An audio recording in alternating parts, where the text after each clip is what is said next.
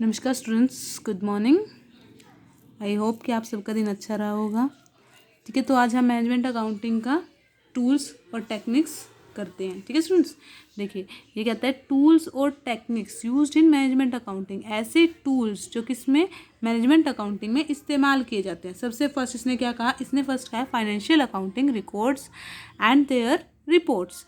सबसे पहले जो फाइनेंशियल अकाउंटिंग वो क्या करती है, वो सारे रिकॉर्ड्स को मेंटेन करके रखती है पूरा, कि हमने जैसे परचेज़ किया तो कितने रुपए में परचेज़ किया, उसके प्रोडक्शन में जो कॉस्ट आई यानी कि लेबर कॉस्ट हो गई या जो भी चीज़ें, ठीक है, वो सब क्या करते हैं, रिकॉर्ड्स मेंटेन करते हैं। जैसे फर्स्ट हम करते हैं, इसने क्या कहा, डबल एंट्री सिस्टम, यानी कि डबल एंट्री सिस्टम में शो करती है कि हमारा क्या हुआ है, इतनी एंट्री कहाँ पे हमने परचेज़ किया है, कहाँ पे हमारा जो कॉस्ट कितनी आई है। सेकेंड क्या है, ट्रेडिंग अकाउंट, सेकंड वो प्रिपेयर करते हैं ट्रेडिंग अकाउंट। देन हमारा प्रॉफिट एंड लॉस अकाउंट, कि हमें क्या हो रहा है, प्रॉफिट हो रहा है, लॉस हो रहा है, जो भी हमें शो हो जाए ताकि हमें पता चले। नेक्स्ट है बैलेंस शीट, कि हमारे बैलेंस शीट से ताकि हमें पता चल सके कि हमारे डेटर्स कितने हैं, क्रेडिटर्स कितने हैं, और एट द एंड हमें जो है कैपिटल पे जो है प्रॉफिट मिलेगा या लॉस मिलेगा। ओके स्टूडेंट्स, नेक्स्ट क्या कहता है, नेक्स्ट कहता है cash flow end fund flow statement. यही बहुत इंपॉर्टेंट है। कैश फ्लो और फंड फ्लो स्टेटमेंट भी वो क्या करती है, हमारी प्रिपेयर करते हैं। इससे हमें क्या रहता है, हमारी सारी जानकारी हमारे बिजनेस की रहती है कि वो प्रॉफिट में जा रहा है या लॉस में जा रहा है। ओके, नेक्स्ट स्टेप है हमारा कॉस्ट अकाउंटिंग। कॉस्ट अकाउंटिंग का मतलब क्या है, ये कहता है जैसे हर एक प्रोडक्ट के बारे में हर इन्फॉर्मेशन रखना। लाइक सपोज एक प्रोडक्ट कोई भी आप लगा लो, जैसे कि एक बोतल मैन्युफैक्चर हो रहा है, तो उस बोतल को सबसे पहले प्लास्टिक खरीदने में कितना खर्चा आया, उसके बाद उस प्लास्टिक को रिसाइकिल करने के बाद पिघलाने के बाद जो हमारे जो लेबर्स लगे हैं, मशीन्स लगी है, उसका टाइम पीरियड, उसका कॉस्ट जो है सब कुछ, जैसे कि ईच प्रोडक्ट यानी कि हर एक प्रोडक्ट्स की देखेंगे। ठीक है, नेक्स्ट कहते हैं कॉस्ट सेंटर, यानी कि कॉस्ट को बेसिकली इसके अंदर मान के जाता है कि कॉस्ट हमारी कितनी आई है और उसके ऊपर हम प्रॉफिट कमा सकते हैं नहीं कमा सकते हैं। नेक्स्ट जॉब, यानी कि उस कॉस्ट के ऊपर जो वर्कर्स लगे हैं, जो काम कर रहे हैं, उनका क्या है। नेक्स्ट है कॉन्ट्रैक्ट ऑफ बैच रिकॉर्ड, यानी कि पूरे बैच का रिकॉर्ड रखना। अभी तो देखिए हम अलग अलग रख रहे थे कि जॉब के लिए यानी कि एम्प्लॉयज़ का कितना आया या फिर कॉस्ट कितनी लगी है, ईच हर एक प्रोडक्ट का जो है रॉ मटेरियल कितने रुपए का है। अब हम करेंगे सारे का, पूरे बैच का। लाइक अ टीचर, एग्जाम्पल ले सकते हैं हम इसके अंदर। टीचर, सपोज एक टीचर है, एक टीचर क्या करता है, अपना टाइम भी स्पेंड करता है, अपनी एनर्जी लगाता है, उस सब की कुल मिलाकर उसकी कॉस्ट क्या है। ओके, देखिए नेक्स्ट कहता है budgetary accounting, sorry budgetary control. Budgetary control के अंदर क्या कहता है, ये कहता है प्रिपेयर फॉर फ्यूचर। बेसिकली तो ये किसके लिए प्रिपेयर किया जाता है स्टूडेंट्स, फ्यूचर के लिए, कि हमारा फ्यूचर देखिए अनसर्टेन होता है, तो हमें इसके लिए बजटरी कंट्रोल के लिए हमें क्या करना पड़ता है, फ्यूचर के लिए पहले से ही प्रिपेयर रहना पड़ता है, प्लानिंग करनी पड़ती है। नेक्स्ट ये क्या कहता है, लेस देन 1 ईयर। बेसिकली ये क्या हो सकता है, लेस देन 1 ईयर भी हो सकता है। अगर 1 ईयर से कम का नहीं है तो सेकेंड टाइम भी होगा मोर देन 3 ईयर्स। 3 ईयर्स से कम के लिए नहीं होता है बजटरी कंट्रोल। ओके, नेक्स्ट होता है अगर 3 ईयर्स के लिए नहीं करे तो ये क्या होता है, 1 to 3 ईयर, 1 से 3 साल के बीच में कभी भी आप इसको डिस्करेज कर सकते हो। ओके, नेक्स्ट पॉइंट कर लेते हैं। देखिए नेक्स्ट पॉइंट हमारा है इसमें मैनेजरियल कोस्टिंग। मैनेजरियल कोस्टिंग ये क्या कहता है, ये कहता है actual managerial costing is a technique and not a method to calculate cost of production like unit costing, process, batch costing.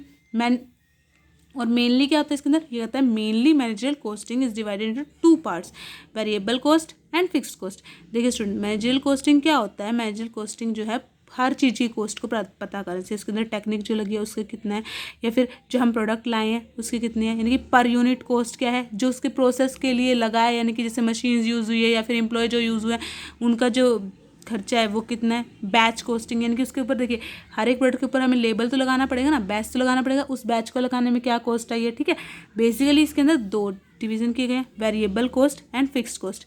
आप सबको पता होगा आई थिंक, ये तो चलो फिर भी एक बार डिफाइन कर देती हूँ। फिक्स्ड कॉस्ट क्या होता है, फिक्स्ड कॉस्ट होता है जो फिक्स टाइम पीरियड के लिए, एक लंबे समय के लिए लगाई जाती है। जैसे कि अगर हम कोई भी मशीनरी खरीद रहे हैं वो हमारी क्या होती है, लॉन्ग टाइम पीरियड के लिए होती है।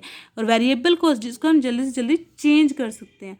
ठीक है स्टूडेंट, जैसे हम इजीली जो है बदल सकते हैं। लाइक कई बार क्या होता है, कंपनी में छोटी मोटी चीज़ों की जरूरत पड़ जाती है, सपोज पेन है, पेन खत्म हो गए, वो तो मेरी वेरिएबल कॉस्ट, क्योंकि कभी भी हमें उसकी जरूरत पड़ सकती है। फिक्स्ड वो एक टाइम पीरियड के लिए फिक्स हो जाती है, उसमें हम कोई चेंज नहीं कर सकते। ओके, नेक्स्ट क्या कहता है, नेक्स्ट कहता है स्टैंडर्ड कॉस्टिंग। स्टैंडर्ड कॉस्टिंग में क्या कहता है, ये कहता है standard means measuring road against which actual performance is compared.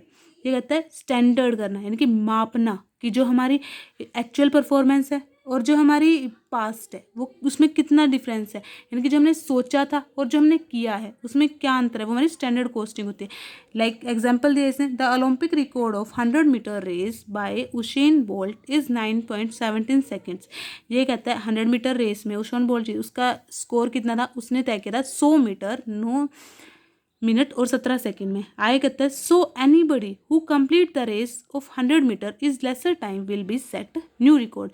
उसी तरह से अगर कोई 8 मिनट में या 7 मिनट में कंप्लीट करता है तो न्यू रिकॉर्ड बन जाएगा। वैसे ही हमारी स्टैंडर्ड कॉस्टिंग होती है कि हमने एक्चुअल से जो है जो हमने स्टैंडर्ड किया था, यानी कि जो हमने सोचा था उससे हमने एक्चुअल में अच्छा किया है या गलत किया है फिर कम किया है, वो चीज़ देखना। ओके, नेक्स्ट कहता है रिवैल्यूएशन अकाउंट, यानी कि हर चीज़ को रिवैल्यूएट करना कि हमने कहाँ पे किसी भी प्रोसेस को गलत तरीके से किया है या कहाँ पे हमने ज़्यादा वेस्टेज किया, रॉ मेटेरियल की ज़्यादा वेस्टेज हो गई या फिर मनी ज़्यादा खर्च हो गया। जैसे assets and liabilities revalued on the current market price instead of historical cost. देखिए हाँ, ये बहुत इंपॉर्टेंट पॉइंट है। कहता है एसेट्स और लाइबिलिटीज़ को क्या किया जाए, रिवैल्यूएट किया जाए नई मार्केट प्राइस के अकॉर्डिंग। ओल्ड पे नहीं देखना कि ओल्ड में हमने कितने खरीदी, नहीं, आज के टाइम पे मार्केट प्राइस पे जो अगर हमारी जो एसेट्स है या लाइबिलिटीज़ है वो कितनी है उसको रिवैल्यूएट करना, उसको देखना जांचना कि हमारी एसेट्स ज़्यादा हैं या हमारी लाइबिलिटीज़ ज़्यादा है। ओके, तो नेक्स्ट इसने कहा इंटरनल ऑडिट, यानी कि हमारे बिजनेस में अंदर की तरफ क्या चल रहा है उसके बारे में सारी जानकारी क्या है पता करना होता है, इंटरनल ऑडिट। नेक्स्ट कहता है ग्राफिकल एंड स्टैटिस्टिकल टूल्स। ये कहता है इसके अंदर बेसिकली क्या होता है, ब्रेक इवन चार्ट, यानी कि ब्रेक इवन चार्ट को देखा जाता है कि हमारे ब्रेक इवन क्या होता है। सबसे पहले तो आई थिंक आप सबको पता होगा, चलो फिर भी बता देती हूँ। ब्रेक इवन होता है स्टूडेंट जहाँ पे ना प्रॉफिट होता ना लॉस होता, इक्वल होता है। उसको हम क्या कह सकते हैं, एक इक्वल पॉइंट भी कह सकते हैं, जैसे कि नो प्रॉफिट और नो लॉस।